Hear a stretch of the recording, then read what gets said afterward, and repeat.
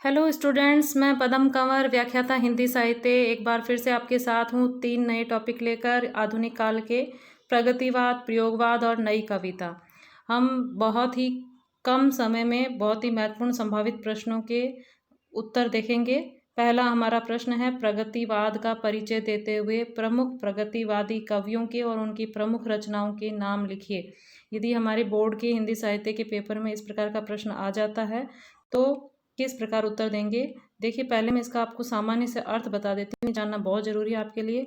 प्रगतिवाद का सामान्य परिचय और अर्थ: जो विचारधारा राजनीतिक क्षेत्र में साम्यवाद या मार्क्सवाद कहलाती है, वही साहित्य के क्षेत्र में प्रगतिवाद के नाम से जानी जाती है।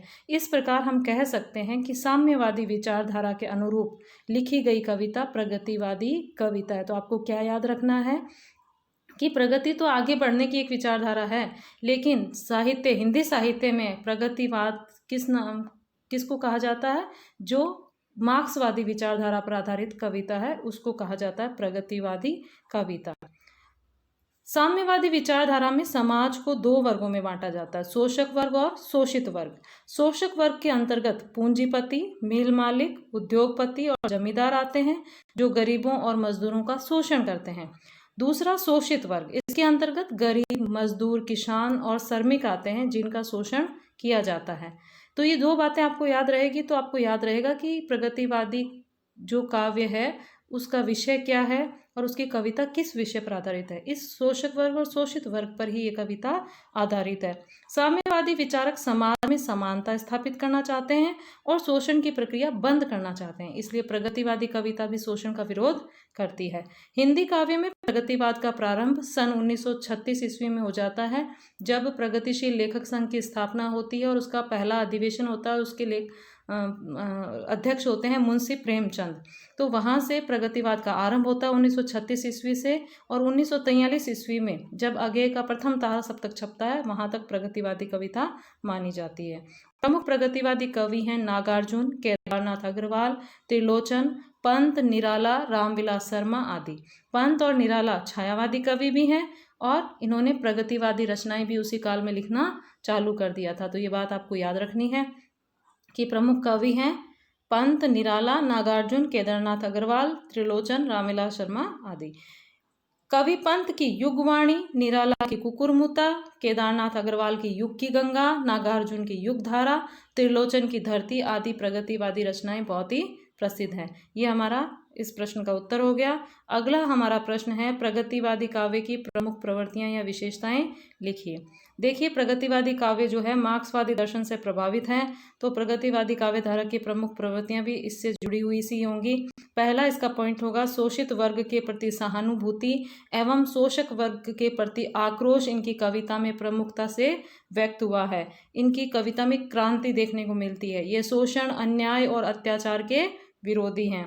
दूसरा हमारा जो पॉइंट है, प्रगतिवादी काव्य की विशेषता का, सामाजिक अंधविश्वासों और रूढ़ियों का ये खंडन करते हैं तथा प्रगतिवादी कवि धर्म, ईश्वर और परलोक आदि पर विश्वास नहीं करते हैं। ऐसा क्यों हुआ कि जो द्वितीय विश्व युद्ध हुआ था उसके बाद में लोगों ने ईश्वर में विश्वास करना छोड़ दिया, अंधविश्वास और रूढ़ियों का ये लोग खंडन करने लगे। तीसरा हमारा पॉइंट होगा, प्रगतिवादी कवि यथार्थ का चित्रण करता है। इसके द्वारा वह पीड़ितों के पक्ष में पाठकों की सहानुभूति को जागृत करता है। इस संबंध में निराला की पंक्तियां देखिए, जो भिक्षुक कविता से यहाँ मैंने ली है। आप इस छोटी सी पंक्तियां याद कर लें तो आपका उत्तर बहुत अच्छा हो जाएगा। वह आता 2 टूक कलेजे के करता, पछताता पथ पर आता। तो इन्होंने इसमें यथार्थ का सीधा चित्रण कर दिया है। प्रगतिवाद की विशेषताओं में चौथा और महत्वपूर्ण बिंदु है विश्व बंधुत्व की भावना। विश्व बंधुत्व की भावना ये हर जगह के, चाहे वो संसार का किसी जगह का किसान हो, मजदूर हो, नारी हो, उसके अधिकारों की रक्षा के लिए लड़ते हैं, उसके लिए आवाज उठाते हैं। तो विश्व बंधुत्व की भावना इनमें देखने को मिलती है और युग परिवर्तन प्रगतिवादी काव्य की प्रमुख विशेषता है। अगला इसका पॉइंट है, नारी समानता तथा नारी अधिकारों की ये पक्षधर हैं। नारी उत्थान के लिए उसे स्वावलंबी बनाने पर बल देते हैं। विधवा, अबला के प्रति असीम वेदना इनकी कविता में व्यक्त हुई है। प्रगतिवादी कवि मानवीय मूल्यों का पक्षधर है, ये स्पष्ट ही है, क्योंकि वह समाज के हर वर्ग की आवाज को उठाता है, जो कमजोर है, जो दीनहीन है, जो शोषित है। अगला इसका पॉइंट है 7वां, प्रगतिवादी कवियों ने विषय वस्तु पर ही अधिक ध्यान दिया, इसलिए उनका कलात्मक पक्ष थोड़ा कमजोर रह गया। लेकिन इन्होंने कैसी भाषा का प्रयोग किया है जो सामान्य जनता के समझ में आ सके, क्योंकि इनकी कविता उसी से संबंधित थी। सीधी सरल बोलचाल की शब्दावली का इन्होंने प्रयोग किया है और अलंकारों की चमक दमक को इन्होंने व्यर्थ माना। अगला प्रश्न है हमारा, प्रयोगवाद क्या है और इसके प्रमुख कवियों का परिचय दीजिए। देखिए, हिंदी काव्य में प्रयोगवाद का प्रारंभ सन 1943 ईस्वी में अगे द्वारा संपादित तार सप्तक के प्रकाशन से माना जाता है। तार सप्तक जिसमें 7 कवियों की कविताओं का संग्रह था। तार सप्तक में अब तक प्रचलित कविताओं से अलग ऐसी कविताएं थी जो नई संवेदनाओं, नई भावनाओं और नए शिल्प से युक्त थी। यानी तार सप्तक में जो कविताएं थी वो नई प्रकार की कविताएं थी, जिन विषयों को आज तक कवियों ने छुआ भी नहीं था, उन विषयों पर नई कविताएं लिखी गई। प्रयोगवादी कवि प्रयोग करने में विश्वास करते हैं। भाषा की दृष्टि से नए प्रयोग, उपमानों की दृष्टि से नए प्रयोग, शिल्प की दृष्टि से नए प्रयोग और काव्य वस्तु की दृष्टि से नए प्रयोग इन कवियों ने किया है। इसलिए इस काव्य धारा का प्रयोगवाद नाम सार्थक ही जान पड़ता है।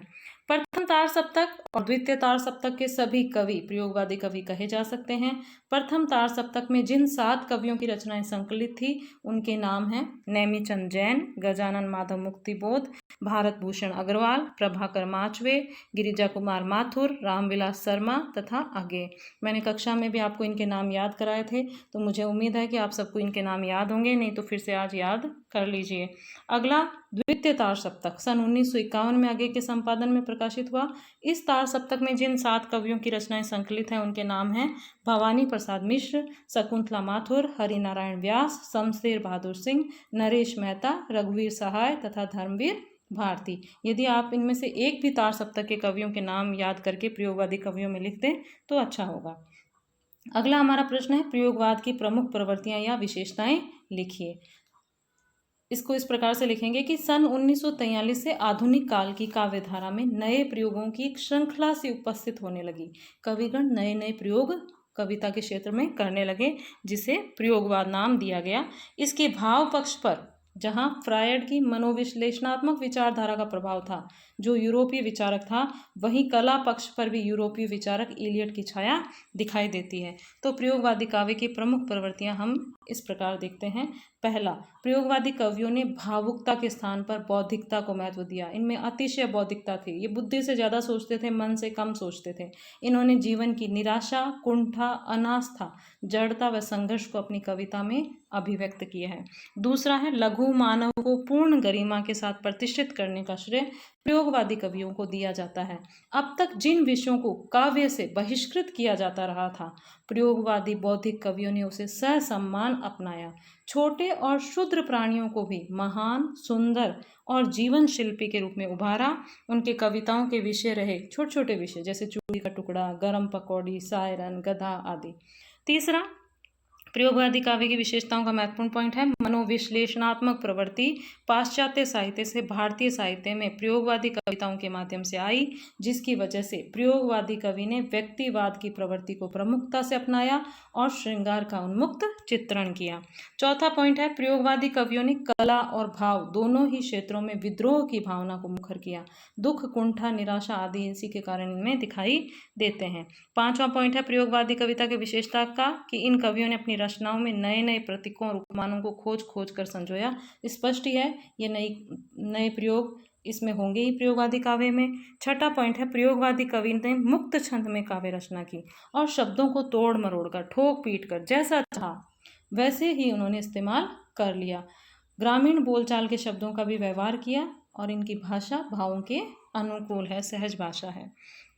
अगला हमारा प्रश्न है, प्रयोगवाद और नई कविता में परस्पर क्या संबंध रहा है, संक्षेप में प्रकाश डालिए।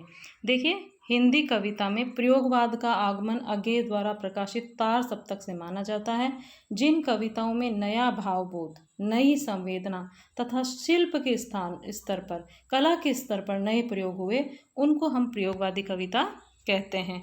प्रयोगवाद का विकास ही कालांतर में नई कविता के रूप में हुआ और जो प्रयोगवाद के जितने भी कवि थे वही नई कविता के कवि भी हैं। वास्तव में प्रयोगवाद और नई कविता में कोई सीमा रेखा नहीं खींची जा सकती। बहुत से कवि जो पहले प्रयोगवादी थे बाद में नई कविता के प्रमुख कवि बन गए। इस प्रकार ये दोनों एक ही काव्य धारा के विकास की दो अवस्थाएं हैं। सन 1943 ईस्वी से 1953 ईस्वी तक की कविताओं में जो नवीन प्रयोग हुए, नई कविता, उन्हीं का परिणाम है।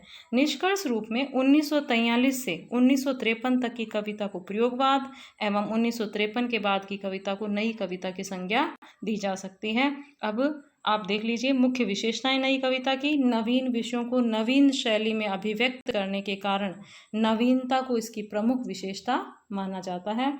अनुभूति की सच्चाई है नई कविता में, बौद्धिकता है, अतिशय व्यक्तिकता है, क्षणवाद है, यथार्थवाद है, आधुनिक युग बोध है। ये सभी नई कविता की प्रमुख विशेषताएं हैं, जो प्रयोगवाद की भी प्रमुख विशेषताएं हैं। तो आपको इन क्वेश्चंस को एक बार देख लेना है। आपको कल के पेपर के लिए बहुत बहुत शुभकामनाएं। धन्यवाद।